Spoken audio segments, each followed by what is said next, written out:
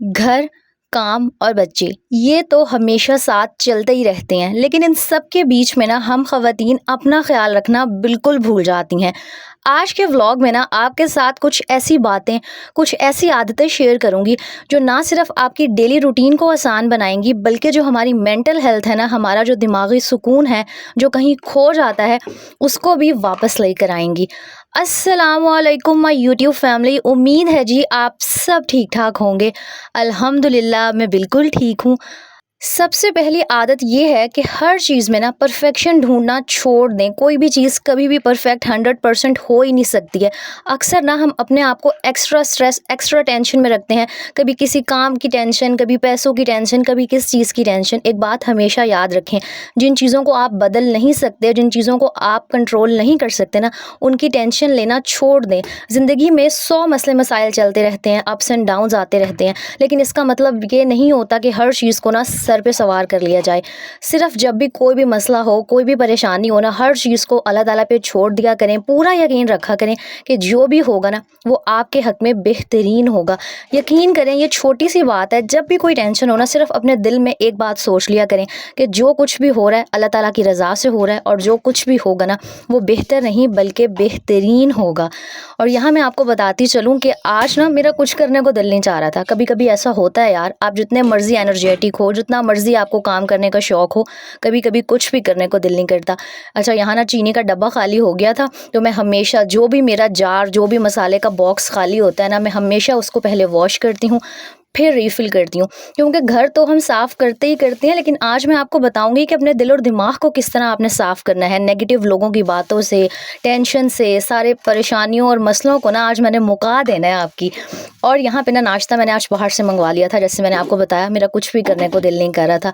और कभी-कभी ना ये बात नॉर्मल होती है, तो अपने ऊपर रहम किया करें। अगर एक टाइम का खाना, एक टाइम का नाश्ता बाहर से आ जाएगा ना, कुछ नहीं हो जाएगा, बल्कि ये होगा कि आपको काम नहीं करना पड़ेगा, आपकी एनर्जी बचेगी और आप उस एनर्जी को किसी दूसरे काम में करने में लगा सकती हैं। जैसे आज मैं आपको दिखाऊंगी कि मैंने रूम को डीप क्लीन करना था, तो इसलिए नाश्ता भी मैंने बाहर से मंगवाया, क्योंकि भाई रूम की डीप क्लीनिंग करने में अच्छी खासी मेहनत लगती है। खैर, नाश्ता हो गया था, उसके बाद मैंने सोचा कि पहले ना मैं किचन के जो काम है वो समेट लेती हूँ, क्योंकि मुझे होता है कि मैं और कुछ करूँ ना करूँ, लेकिन जो मेरा किचन है ना, वो बिल्कुल साफ़ सुथरा होना चाहिए। क्योंकि यहाँ पे खाना बनाना होता है, और फिर अगर मेस क्रिएट हुआ हो ना, तो मुझे लग रहा होता है जब घर गंदा होता है, किचन गंदा होता है ना, तो दिल और दिमाग भी बड़े बेचैन से होते हैं। और जब घर साफ़ हो जाता है ना, तो दिमाग भी बड़ा साफ़ सुथरा, पुरसुकून महसूस कर रहा होता है। तो बस नाश्ते के थोड़े से बर्तन थे, उनको मैंने वॉश किया, और साथ ही जो मेरा चीनी का डब्बा खाली हुआ था ना, इसको भी मैंने सोचा कि लगे हाथों वॉश करके रख देती हूँ। जब ये अच्छे से ड्राई हो जाएगा, फिर मैं इसके अंदर ना चीनी रिफ़िल करूँगी। तो इस आदत को भी अपनी ज़िंदगी का हिस्सा बनाएं कि किचन में जो भी मसाले का डब्बा, जो भी चीज़, जो भी कंटेनर खाली होता है ना, उसको रिफ़िल करने से पहले 2 मिनट लगाया करें। यकीन करें, वाक़ई सिर्फ 2 मिनट लगेंगे, आपका जो जार है, आपका जो कंटेनर है, वो धुल जाएगा। उसको चाहे धूप में रख दें या वैसे ही सुखा लें, फिर रिफ़िल करें। और हाँ, मेरी एक और आदत भी है, ये जो चकला बेलना होता है, वैसे तो अब मैं इतना यूज़ नहीं करती, रोटी का मैट यूज़ करती हूँ, लेकिन फिर भी कभी-कभी जब मैट गंदा हुआ होता है ना, और मैंने आमना के लिए रोटी बनानी होती है, तो मैं इसको इस्तेमाल कर लेती हूँ। और चिमटा हो गया, तवा हो गया, इन सारी चीज़ों की सफाई सुथराई का ना ख्याल रखा करें। मुझे ऐसे लग रहा होता है कि घर की सफाई का ताल्लुक ना कहीं हमारे दिमाग के सुकून से भी होता है। अगर मेरे घर में गंद हो, मेरी जो किचन की चीज़ें हैं वो साफ़ ना होना, यकीन करें एक अजीब सी बेचैनी, एक अजीब सी हलचल और बेसुकूनी सी मेरे दिल और दिमाग में चल रही होती है। और जब हर चीज़ साफ़ हो जाती है ना, तो मुझे लग रहा होता है कि बस हाँ, बड़ी लाइफ ना पुरसुकून हो गई है। तो कभी आजमा के देखिएगा कि अगर बेवजह की बेचैनी हो, बेसुकूनी हो ना, तो कोई ना कोई घर की चीज़ उठ के साफ़ कर लें। काफ़ी हद तक ना आप स्ट्रेस फ्री हो जाएंगे। और कभी ना ये तरीका आजमा के देखिएगा। मैंने तो काफ़ी दफ़ा ट्राई किया है, और यकीन करें बड़ा सुकून मिल जाता है। अच्छा, ये जो सारी मैं आपके साथ रूटीन शेयर कर रही हूँ ना, ये मेरे संडे के दिन की रूटीन है, क्योंकि मैं वैसे तो संडे बहुत प्रोडक्टिवली गुजारती हूँ, बहुत सारे काम भी करती हूँ। कल भी बहुत सारे काम किए थे, लेकिन हाँ, थोड़ी सी ना जो मैंने अपनी रूटीन थी उसको चेंज कर लिया था। जो कुछ एक्स्ट्रा काम थे, जैसे मैंने मशीन नहीं लगाई थी, और कोई ज़्यादा डीप क्लीनिंग वाला काम नहीं किया था। हाँ, मेरा रूम एक है, तो मैं चाह रही होती हूँ कि वो मैं महीने में 1 या 2 दफ़ा ना बहुत अच्छे से साफ़ किया करूँ। जैसे स्पेशली बेड के नीचे बहुत ज़्यादा गंद इकट्ठा हो जाता है, तो बस मैंने ना 2-3 जो बड़े बड़े से काम थे ना, सुबह उठते ही डिसाइड कर लिया था, अपने मोबाइल पे रिमाइंडर लगा लिया था कि बस ये 3 से 4 काम आज मैंने करने हैं और जो बाकी का पूरा दिन है ना वो बड़े पुरसुकून तरीके से स्ट्रेस फ्री होके गुजारना है। तो कभी महीने में ना एक आधे दिन अपने आप को भी रिलैक्स किया करें। नो डाउट घर के काम कभी ख़त्म नहीं होते। अगर आपके पास हेल्पर भी आती है ना, फिर भी आपको उसके पीछे पीछे भागना पड़ता है, उसका बड़ा ध्यान रखना पड़ता है। और स्पेशली जो हम बच्चों की माएँ होती हैं, उनके काम कभी ख़त्म हो ही नहीं सकती हैं। लेकिन फिर भी आपने इन सारी चीज़ों के बीच में ना अपना ख्याल ज़रूर रखना होता है। अच्छा, यहाँ पे हस्बैंड घर थे तो बस आज मैंने उन्हें कहा कि आपने ना मुझे ये सारे बेड की चीज़ें जो है ना इन्हें हटा के देना है। मैंने बेड ना नीचे से साफ़ करना है, क्योंकि मुल्तान में बहुत आंधियाँ आती हैं तो मट्टी पता नहीं कहाँ से आ जाती है। हालांकि मैं बड़ी कोशिश करती हूँ कि जितना हाथ मेरा आगे जा रहा है मैं बेड को साफ़ करूँ, लेकिन फिर भी चेक करें कि बेड के नीचे से काफ़ी सारी मट्टी निकली थी।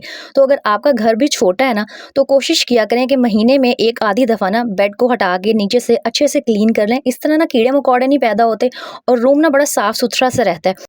और अगर आपका घर बड़ा है, 3 से 4 कमरे हैं, तो महीने में ना अपना स्केड्यूल इस तरह का सेट करें कि किसी दिन आपने बेडरूम क्लीन कर लिया, किसी दिन ड्राइंग रूम क्लीन कर लिया।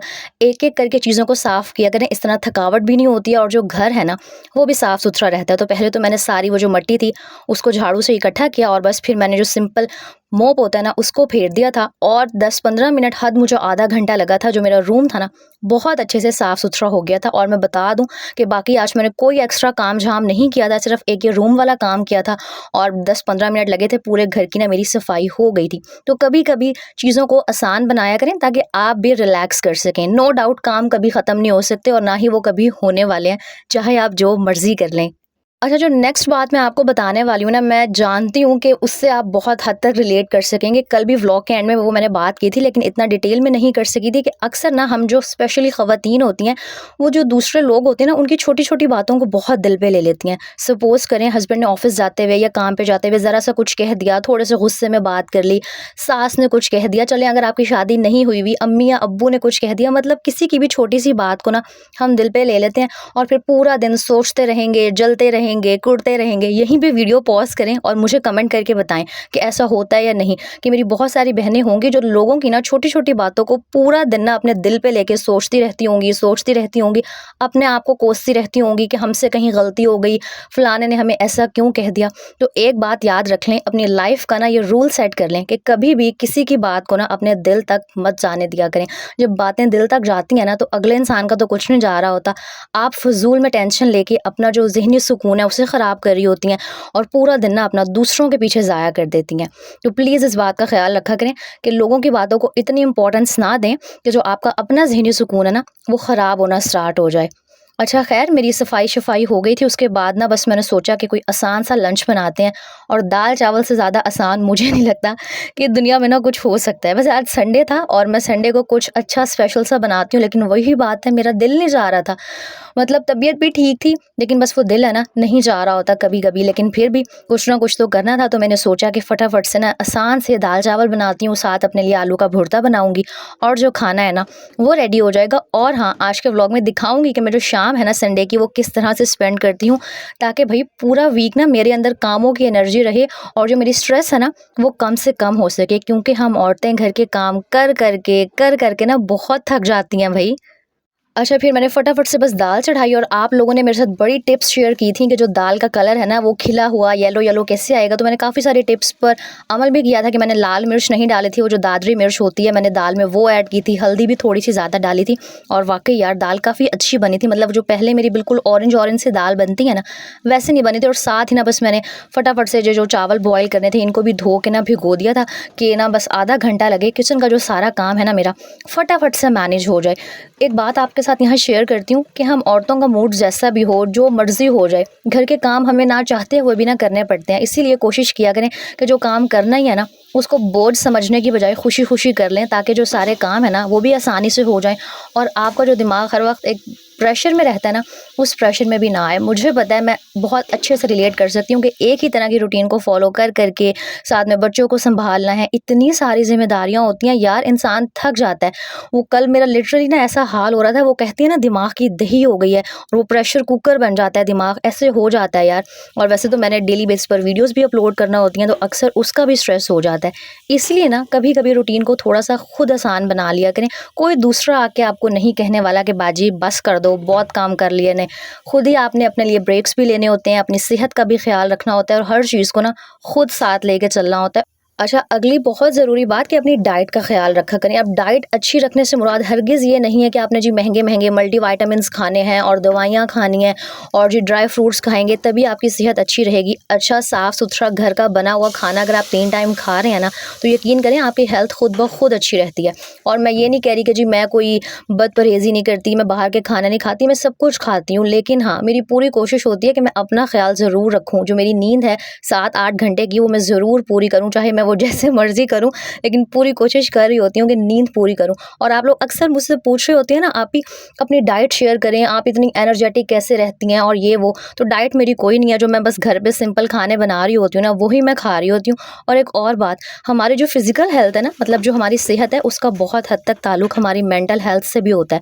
मतलब जितनी आप स्ट्रेस लेंगी, जितनी बातों की टेंशन लेंगी, जितनी आप बातों को सोच के जलती-कुढ़ती रहेंगी, खून जलाती रहेंगी, तो ना ही आपकी सेहत अच्छी होगी और ना ही ना आपका कोई काम करने को दिल करेगा। तो सबसे पहली चीज़ तो अपनी जो है ना मेंटल हेल्थ, उसका ख्याल रखा करें। दूसरों की बातों को एक कान से सुना करें, दूसरे कान से निकाल दिया करें। वो कहते हैं ना, सुनो सबकी और करो अपनी।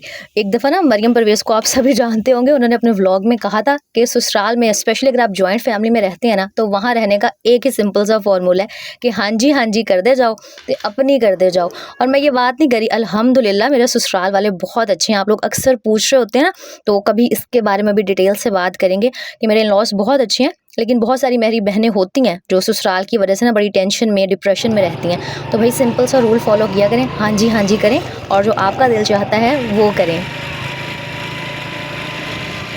और जी ये संडे की शाम के कुछ क्लिप्स हैं जो मैं आपके साथ शेयर कर रही हूँ। मैं बाहर चली गई थी। मैं ना वैसे तो डेली बेस पर मैंने शाम को कहीं न कहीं जाना होता है, लेकिन संडे को मुझे होता है कि ना कहीं मैं ग्रीनरी देख के आऊँ, क्योंकि जब इंसान का दिमाग है, आँखें हैं, वो ग्रीनरी को देखती हैं ना, तो यार बड़ा सुकून मिलता है। तो कोशिश किया करें कि अगर घर के पास कोई पार्क है ना, तो वहाँ पे फ्रेश होने के लिए चली जाएँ, ताज़ा हवा खाने के लिए चली जाएँ, वॉक कर लिया करें। एक तो सेहत आपकी अच्छी रहेगी, दूसरा माइंड ना ये जो दुनिया की टेंशन्स होती हैं, थोड़ी देर के लिए इनको भूल जाता है और रिलैक्स हो जाता है। और अच्छा, पिछले दिनों भी मैंने ये वाली बात की और मुझे कमेंट आया कि आप बड़ी खुशकिस्मत हैं। हम तो अगर थोड़ा-सा भी बाहर जाने की बात करते हैं ना, तो ससुराल में बड़े मसले खड़े हो जाते हैं। तो यहाँ ना मैं आपको सिर्फ़ इतना कहूँगी कि अगर आपके हस्बैंड सपोर्टिव है ना, तो मैं कहती हूँ कि आप दुनिया की खुशकिस्मत तरीन औरत है। क्योंकि अगर आपके हस्बैंड आपके हक़ में आवाज़ उठा सकते हैं, अपने घरवालों के सामने बोल सकते हैं, तो मैं कहती हूँ आप जैसे मर्ज़ी जो हालात है ना, वहाँ पे गुज़ारा कर सकती हैं। इसीलिए सिर्फ़ अपने अच्छे नसीब की दुआ माँगा करें। और बस यहाँ पर हमने थोड़ा बहुत एन्जॉय किया, थोड़ा बहुत खाया-पिया। मैंने आमना के साथ टाइम स्पेंड किया, क्योंकि मैं पूरा वीक इतना बिज़ी होती हूँ, मैं उसके साथ डेली बेस पर टाइम स्पेंड करती हूँ। लेकिन हाँ, संडे ऐसा होता है कि हम बाहर जाते हैं और मैं थोड़ा-सा उसके साथ जब खेल-कूद लेती हूँ ना, क्योंकि कहते हैं ना दिल तो बच्चा है जी, तो मैं भी बड़ी हद तक फ्रेश हो जाती हूँ। और स्पेशली जब इस तरह घास पे इंसान चलता है ना, और बड़ा सुकून मिल रहा होता है। तो मैंने सोचा, आप हमेशा कह रहे होते हैं आप ही आप अपना संडे किस तरह से गुज़ारती हैं, क्या करती हैं, वो शेयर करें। तो मैंने सोचा आज मैं ना शेयर कर ही देती हूँ। और उसके बाद ना मैंने आपको कहा था कि जब तक मेरी बर्थडे नहीं आएगी ना, मैं अपने हस्बैंड से इस तरह के छोटे-छोटे गिफ्ट्स लेती रहूँगी। तो बस उसके बाद ना मैं चली गई थी ज़ेलबरी और मुझे था कि मैंने एक और सूट लेना है। सूटों से ना मेरी नीयत कभी भरती ही नहीं है, मैं क्या करूँ? अच्छा, मैं बता दूँ, वैसे ज़ेलबरी पे ना इतने कोई ख़ास प्रिंट्स नहीं आए हुए थे। कभी-कभी होता है कि ज़ेलबरी पे बड़े अच्छे प्रिंट्स आए हुए होते हैं, लेकिन इस दफ़ा ना मुझे अच्छे नहीं लगे थे। ना मुझे 3 पीस अच्छे लगे, ना 2 पीस। और जो इनकी एम्ब्रॉयडर्ड कलेक्शन थी वो बड़ी महँगी थी। नो डाउट बहुत अच्छी थी, लेकिन 5000 का सूट था, तो मैंने कहा नहीं यार, इतना महँगा तो नहीं लेना ना। तो बस फिर मैंने सिर्फ़ ज़ेलबरी का विज़िट किया और उसके बाद मैंने सोचा कि हर ब्रांड पे ही सेल लगी हुई है, तो मुझे ना बोनांज़ा सतरंगी के कपड़े भी बहुत अच्छे लगते हैं। और मैंने देखा था कि उनकी सेल चल रही है और वहाँ पे तकरीबन फ्लैट 40% और 30% ऑफ था। लेकिन मेरे ख़्याल से 40% स्टिच कलेक्शन पे था। और मुझे ना ये जो रेडीमेड कपड़े होते हैं स्टिच, वो ज़रा नहीं अच्छे लगते, मुझे मज़ा ही नहीं आता पहन के। और ज़रा बोनांज़ा के आउटलेट की हालत चेक करें आप, लोगों ने सेल पे इतनी अन्नी डाली थी, हर चीज़ उलट-पुलट उलट-पुलट हुई हुई थी। और नो डाउट इनकी सेल के जो प्रिंट्स वगैरह थे, प्राइसेस भी रीज़नेबल थी और बहुत अच्छी थी। स्पेशली जो इनकी एम्ब्रॉयडर्ड कलेक्शन है ना, बहुत बहुत अच्छी थी और बड़ी अफोर्डेबल सी मुझे लग रही थी। मतलब इस तरह के कपड़े थे कि अगर गर्मियों में कोई शादी-ब्याह भी आ जाता है ना, आप वो पहन सकते हैं, लेकिन मुझे बड़ा सिंपल सा घर में पहनने के लिए कुछ चाहिए था। तो बस यहाँ मैं वही देख रही थी। अब मुझे जो अच्छे लग रहे थे, उनके मुझे दुपट्टे अच्छे नहीं लग रहे थे। कुछ ये पैचेज़ वाले ड्रेसेस थे, तो मैं पैचेज़ वाला लेने नहीं चाह रही थी, क्योंकि फिर जो मेरी दर्जन है ना, और स्पेशली वो फिर बड़े नखरे करती है कि बाजी इसके अलग पैसे दो। तो मैं बस चाह रही थी सिंपल सा सूट लूँ जो मैं घर पे स्टिच करवा के ना पहन सकूँ। इसमें से कुछ अच्छा, मैं ना हमेशा प्रेफ़र करती हूँ कि 3 पीस सूट लूँ, लेकिन आजकल पता नहीं क्या है, हर ब्रांड का ना मुझे 2 पीस अच्छा लग रहा होता है। मैंने इतने सारे 3 पीस देखे, लेकिन कोई भी वो दिल पे नहीं लग रहा था मेरे। तो बस फिर मुझे एक 2 पीस ड्रेस अच्छा लगा ब्रांडा से, वो मैंने ले लिया और तकरीबन वो 2200 का था। इंशाल्लाह नेक्स्ट व्लॉग में मैं शेयर कर दूँगी। और उसके बाद इतना सारा घूमने-फिरने के बाद और एक अदद सूट खरीद के ना दिल को मेरे बड़ी ठंडक पड़ गई थी। उसके बाद मुझे था कि अब भूख लग गई है, तो कुछ खाना है, तो बस हम पिज़्ज़ा खाने आ गए थे। और पिज़्ज़ा एक वाहिद चीज़ है जो मैं डेली बेसिस पर भी ना खा सकती हूँ, लेकिन खाती नहीं हूँ, नो डाउट इतना महँगा आता है। तो जब मौका मिलता है ना, तब मेरी होती है कि अगर बाहर का कुछ खाना है ना, तो मैं पिज़्ज़ा खाऊँगी, क्योंकि मुझे बहुत अच्छा लगता है। तो ये थी जी मेरे संडे की बड़ी स्ट्रेस फ्री सी रूटीन। और जो आज बातें आपको मैंने बताई हैं ना, उन पे ज़रूर गौर कीजिएगा, उन पे ज़रूर अमल करने की कोशिश कीजिएगा। और एक आखिरी बात कि कोशिश किया करें कि आपके इर्द-गिर्द जो नेगेटिव लोग होते हैं ना, जो हमेशा आपके अंदर कीड़े निकालते हैं, उनसे आप जितना दूर रह सकते हैं ना, रहा करें। खुद भी दूर रहा करें, अपने बच्चों को भी दूर रखा करें, क्योंकि जो लोग आपको पसंद नहीं करते ना, मैं 100% लिख के दे सकती हूँ कि वो आपकी औलाद से भी हसद और बुग़्ज़ करते हैं। और बड़े पते की ये बात है। इन सारी बातों पे आज आपने सोचना ज़रूर है।